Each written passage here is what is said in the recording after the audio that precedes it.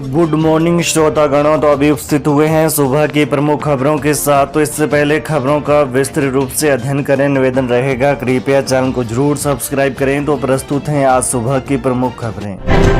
हिमाचल में कमजोर पड़ा मानसून, ऑरेंज अलर्ट में भी खिली धूप, फिर भी 2 जुलाई तक भारी बारिश की चेतावनी।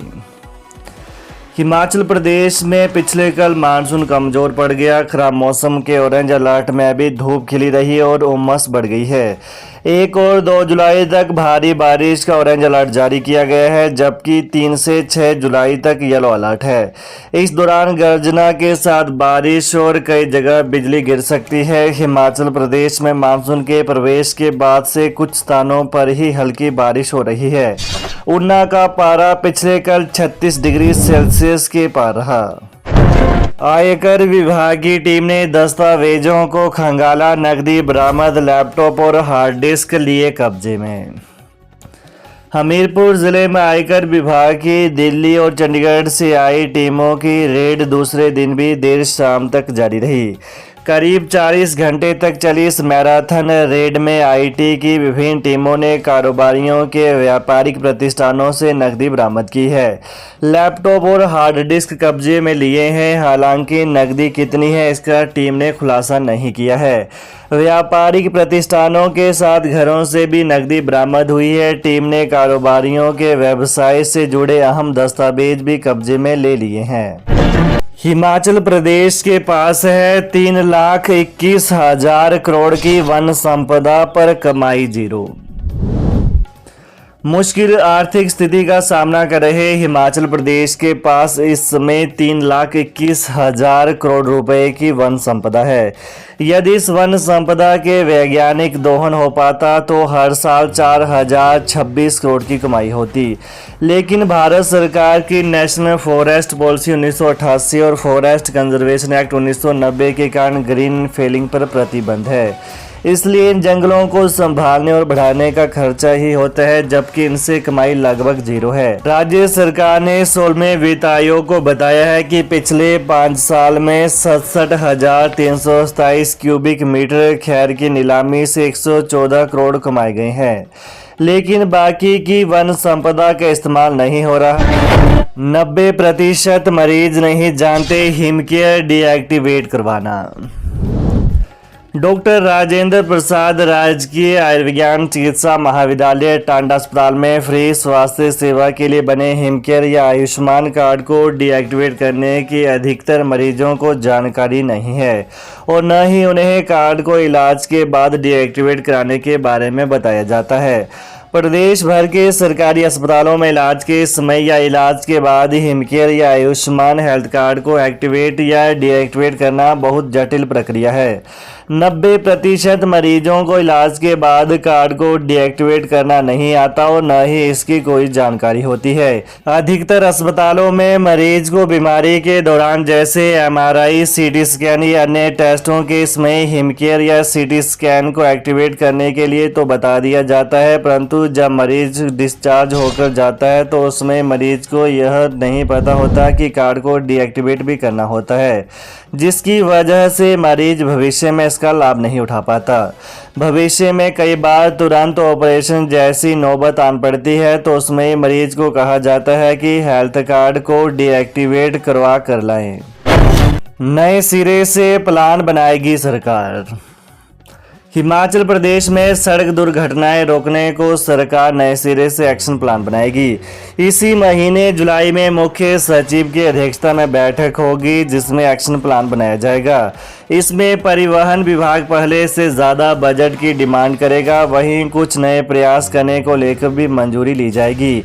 हिमाचल प्रदेश में सरकार के प्रयासों से लोगों में जागरूकता जरूर आई है, वहीं कई दूसरे उपाय करने से यहां पर सड़क हादसों में भी कमी देखने को मिली है। परिवहन विभाग ने सड़क सुरक्षा को लेकर अलग से विंग काम कर रहा है, जो सुप्रीम कोर्ट की कमेटी के निर्देशों में काम करता है। सुप्रीम कोर्ट की कमेटी को इनके माध्यम से समय समय पर हिमाचल से संबंधित रिपोर्ट भी जाती है। इस विंग में 4 अलग अलग विभागों के अधिकारी रखे गए हैं, जिसमें परिवहन, पुलिस, शिक्षा व स्वास्थ्य विभाग के डिप्टी डायरेक्टर स्तर के अधिकारियों को कार्यभार दिया है। मिड डे मील के तहत स्कूलों में तैयार होंगे न्यूट्रिशन गार्डन। हिमाचल प्रदेश के सरकारी स्कूलों में पढ़ने वाले बच्चों में पोषक तत्वों की कमी दूर करने के लिए न्यूट्रिशन गार्डन विकसित करने होंगे। उच्च शिक्षा निदेशालय की ओर से इस बारे में ग्रामीण और शहरी एरिया के सभी स्कूलों को निर्देश जारी किए गए हैं। इसमें पैदा होने वाली ताज़ी सब्जियों से बच्चों को मिड डे मील के तहत मिलने वाले भोजन में परोसा जाएगा ताकि इन बच्चों की सेहत सुधार सके। इससे पहले प्रदेश के आंगनवाड़ी केंद्रों में न्यूट्रिशन गार्डन विकसित करने के आदेश दिए थे, परंतु अब विद्यालयों के लिए भी इन्हें लागू कर दिया गया है। बच्चों में पोषण स्तर को बढ़ाने के लिए यह निर्णय किया गया है। इसके तहत राजकीय विद्यालयों एवं विशेष प्रशिक्षण केंद्रों में पढ़ने वाले विद्यार्थियों को इनमें तैयार की जाने वाली पोषण वाली सब्जियां दी जाएंगी। बड़ी राहत, वोल्वो बसों के किराए में कटौती। अब दिल्ली से मनाली आने वाले सैलानियों को एचआरटीसी ने बड़ी राहत दी है। वोल्वो बसों के किराए में कटौती करके अब यात्रियों को सिर्फ 1,533 रुपये देने पड़ रहे हैं। कीरतपुर मनाली फोरलेन पूरी तरह से तैयार होगा तो किराए में और राहत मिल सकती है। बता दें कि फोरलेन से पहले जब बसें लंबे रूटों से जाती थी तो उस दौरान कुल मनाली दिल्ली का किराया 1,689 रुपये था। फोरलेन के चलते किराया 139 रुपये घटाकर 1,550 रुपये कर दिया गया था, लेकिन अब फिर किराए में 17 रुपये की कटौती कर अब मनाली दिल्ली, दिल्ली मनाली का किराया 1,533 रुपये है। सिलाई कढ़ाई अध्यापकों ने सरकार से मांगी पक्की तैनाती। प्रदेश मजदूर संघ और हिमाचल प्रदेश सिलाई कढ़ाई कर्मचारी संघ द्वारा त्रैमासिक अधिवेशन का आयोजन ISBT मंडी के कैंटीन सभागार में किया गया।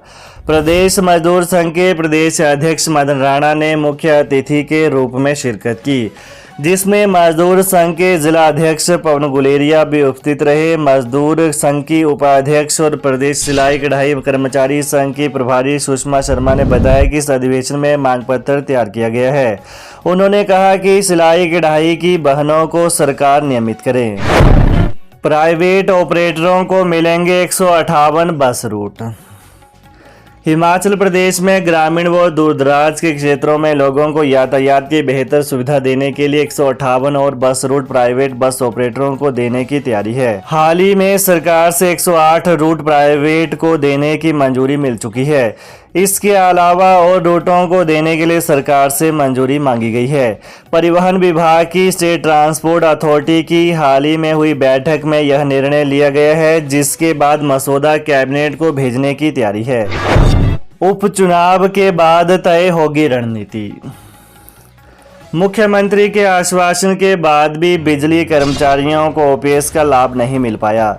फिलहाल मामला उपचुनाव में उलझा हुआ है, क्योंकि पहले 6 सीटों पर उपचुनाव हुआ और अब 3 सीटों पर उपचुनाव चल रहा है।